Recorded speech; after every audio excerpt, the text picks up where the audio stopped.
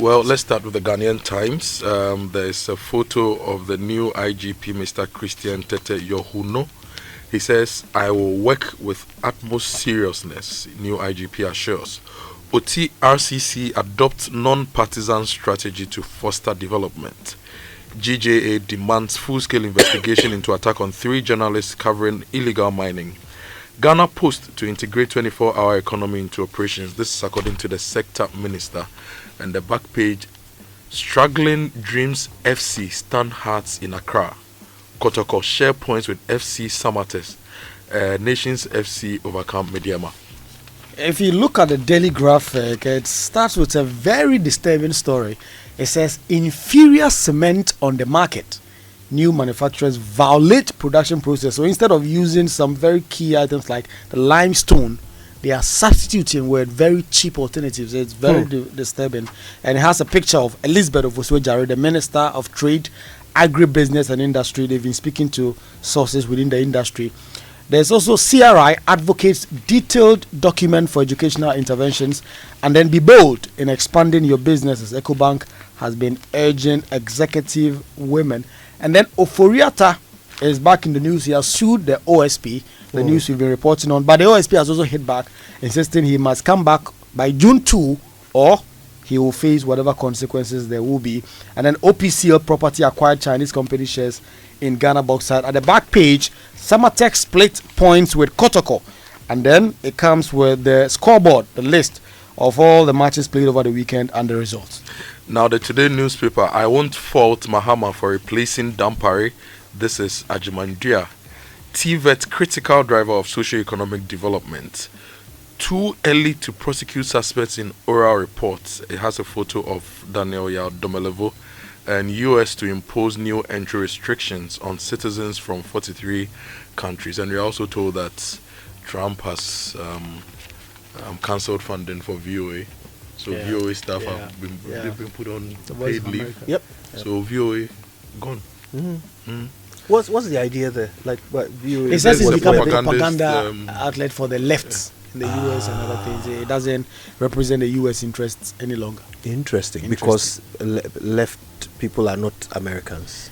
Well, it's a big debate in the US. The left and right wing. Imagine a president cancelling funding for GBC. I mean, is it no? You see, if the president cancels or closing GBC, that's crazy enough, right?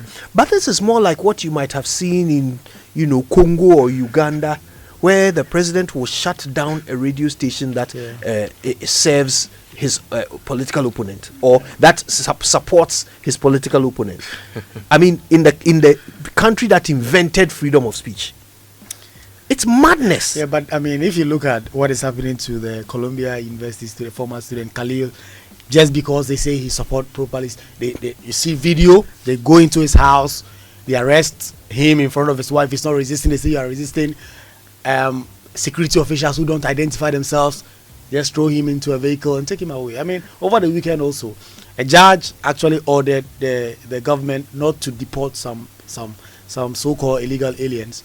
They put them on a plane and deported them to Honduras and other countries in the. So as for Trump, is in his own world. Like forget about rule of law. Forget it. It's not gone with all the side like gigs USAID that we get and all that. Yeah. Hey.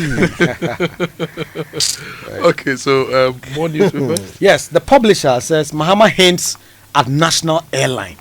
Kojo and Kojo, Mr. Kojo and Kojo, national airline again. With all our troubles, we'll see. And then when I hear some of these things, they scare me a little. Yeah, because national airline and then when we manage state-owned enterprises, well, they say no. We say why not? Well, so why not a national airline? Why not? If you're trying to position Ghana as the center of the world, why not? We'll see. Because I mean, because we're here for the last one. Because I mean, there is the Ethiopian Airlines experience doing very well compared to even some of the very well-known international carriers.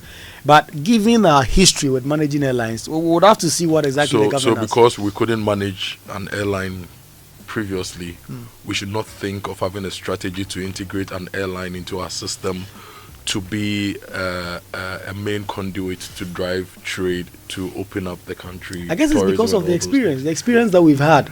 I mean, currently, look at even how we are managing. So let's learn from the experience. Well, that'll be interesting. That'll be very interesting to get to know what exactly is in the government's plans. And then, UG suspends lecturer over sexual misconduct. And then Minority invites the vice president to join the budget debate from tomorrow.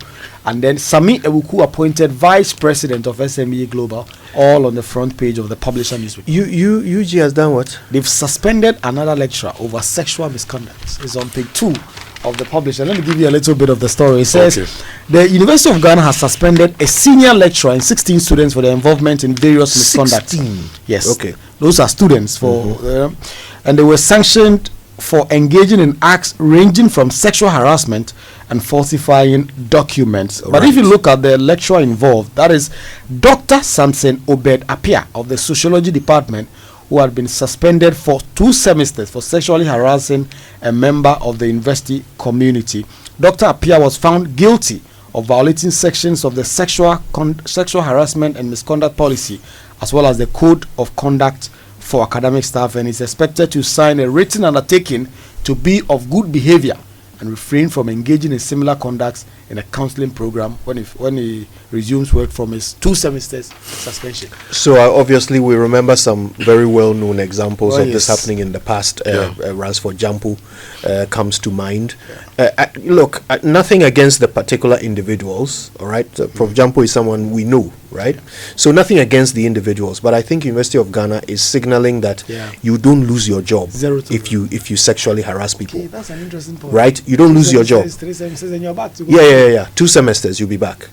Right? I don't know whether that's a good look for a university, a place of higher learning. Right. It means when I'm sending my daughter there, I don't feel that safe. That the university will protect my daughter. Your daughter or your son? Or my son, indeed, because it could happen to my son, right? I don't feel that confident that my ward, my child, will be protected in your institution, because you would much rather slap the wrist of the person who sexually harasses and my if you compare some and of bring them back to do more after 2 semesters. There are students, they say they've clashed with other students, and some of them will be suspended for 2 years. Yes. And a lecturer, a person, look at the power asymmetry involved in sexual harassment, just gets to go for 2 semesters, perhaps on a half salary, as his home, gets to return to come and continue. I guess it's a very important point. So I mean, why are we surprised? The first time it happened in a public way, the punishment was pretty much the same. So why are we surprised it's happened again? It's clearly not a deterrent enough. The university needs to sit down and have some thought around, the right way to handle this thing, because it's unacceptable. Okay, let's have the headlines from the news center. Dr. Dampari grateful as Mahama, others praise him. There's a very important story on electricity subsidies. Dr. Ibrahim of the UPSA says electricity subsidies are vital for competitiveness of the manufacturing sector. Now, your national airline story is also here. President hints of establishing a national airline. Elvis Darko is asking, how was the 16.6 billion Ghana cedi tax refund abused? Further and better particulars are needed from the finance minister.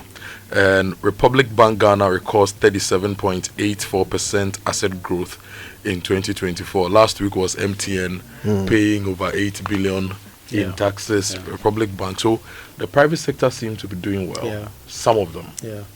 And a lot of our public sector industries seem to be, or enterprises seem to be struggling. What could be the problem? And the cement story. Yes, speaking about private sector development, it says this story is on the front page of the Daily Graphic, written by Kester Abraham Crunchy. It goes on in the page 3. It says some recently established cement manufacturers are substituting limestone, a key raw material in cement production, with cheaper and inferior alternatives, insiders have revealed. In separate interviews with the Daily Graphic, industry players and regulatory officials revealed that certain manufacturers, some of whom have been caught in the act, are replacing limestone with quarry dust, clay, silica, and other low-grade substitutes. Data on cement quality submitted by the Ghana Standards Authority at a stakeholder meeting of Cement Manufacturing Development Committee and industry players on March 5 confirmed an ongoing trend of the production and sale of substandard cement in the country. Could you? This is serious. Very serious. Very serious. You build your house and and the prices are still very high. Yes, cement is one of the main materials you need in building to ensure everything is right. It's a binding material, so it binds the sand and the stone to every other thing, to your iron rods and all those things. But my worry is that we are being told that limestone, which should be about 5 to 30% of the mix of cement, is what they are substituting with other things. And Ghana holds a lot of limestone deposits. For example, in the western region, around a place called Norley, I don't know if I have the name right, Buipe in the northern region, and even here in the Krobo areas. And the kind of deposits we have, if we paid attention and invested in those areas, opened it up, we could create a multi-billion-dollar industry where we convert this limestone into clinker. So I think it's also a sign. When you find problems like this, it's a sign for the government and private sector to solve this problem by seeing how we can extract and process this limestone to create a very big opportunity for all of us. You know what concerns me the most? This is a reminder that yet again we have no strong consumer protection structures in this country. Kofi Kapito seems to be the only one doing anything about that. And of course, if it's only one person involved, the limits are obvious.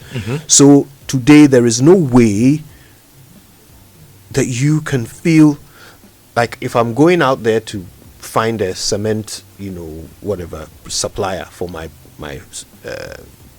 project, that I'm safe. That I don't even know how to pick the one who's doing it right, because I don't personally have the expertise in it. I've only read in the papers that some people don't do it right. How do I know whether my local cement block maker is doing it right? How do I know? So what a lot of builders I know do is they go to the Unimnifritity brands, the very old brands that are being regulated and all those things. They don't buy some of the newer brands because they want to be sure. So Ghana Standards Authority must release a statement on this. This research was done by the Building and Road Research Institute in Kumasi. So Standards Authority must tell us which cement brands have this challenge. And importantly, they must also add iron rods. There's something called baby 16 mm. So iron rods, there are different sizes: 16 mm, 14 mm, 12 mm, 10 mm. So when you go to buy 16 mm iron rods, it must be 16 mm. But if you go to some of these outlets, your what should be 16 mm is about 14.5 mm. And they call it baby 16. Those who know properly call it, but your regular construction person may not know. So you buy this and the building is designed to have 16 mm. You have baby 16 mm in this. Even the constituent materials, the kind of stress it should be able to take. So GSA must start publishing names of brands that people should not buy. Names of brands people should not buy when it comes to these things. It's the same for electric wiring. Right? Honestly, over and over again, year in, year out, apart from the two Ghanaian electric cable producers, almost all the imported ones fail. Thank you. Almost all the imported ones fail the Ghana Standards Authority tests. So, but you go to the market, or you trust your foreman to just buy cables and build your house with it. Right? You have no idea what they put in there. They may have just built a tinder box, a death trap for you to go and live in. These days with fire, you call fire service. How long will it take for them to come? So you see, these days, even staying in your house and minding your own business can kill you. If it's not the cement, it's the wiring. If it's not the wiring, it's the iron rods. If it's not the iron rods, it's the paint. It's the paint. Yes, paint with lead and all sorts of things. That's why we need TVET education. If you have people who know the right things, they'll buy the right material, they'll use the right designs, and they'll get you the right results. So the Deputy Minister for Education, Dr. Clement Apak, says that the President recognizes TVET as a critical driver, and so this government is going to invest a lot in TVET. Right. The Ofori-Atta story is still making a lot of news. In the Daily Graphic, page 13, they talk about OSP having been sued by Mr. Ken Ofori-Atta, and it says the former finance minister Ken Ofori-Atta has filed a lawsuit against the office of the special prosecutor, and he wants the special prosecutor Kisia Jabin to be asked to pay damages and all that because of him being declared wanted and quote unquote a fugitive from justice. But if you look at also myjoyonline.com, the story there is Ofori-Atta will be declared wanted again if he fails to meet the June 2 deadline. So for the special prosecutor is standing his ground saying that you are suing me for that, but if you don't appear to be questioned on June 2, prepare for another wanted on our website. Usually when you leave the southern sector to the middle to the northern sector, power is very unstable. You will not even get enough power to sometimes use a blender. Now, people in Tamale are also suffering this, and Japan is providing some $13.4 million grants for the Tamale Power Project. And this is good news for them because now they can get stable electricity to drive their businesses and enjoy their homes. Thank goodness for that.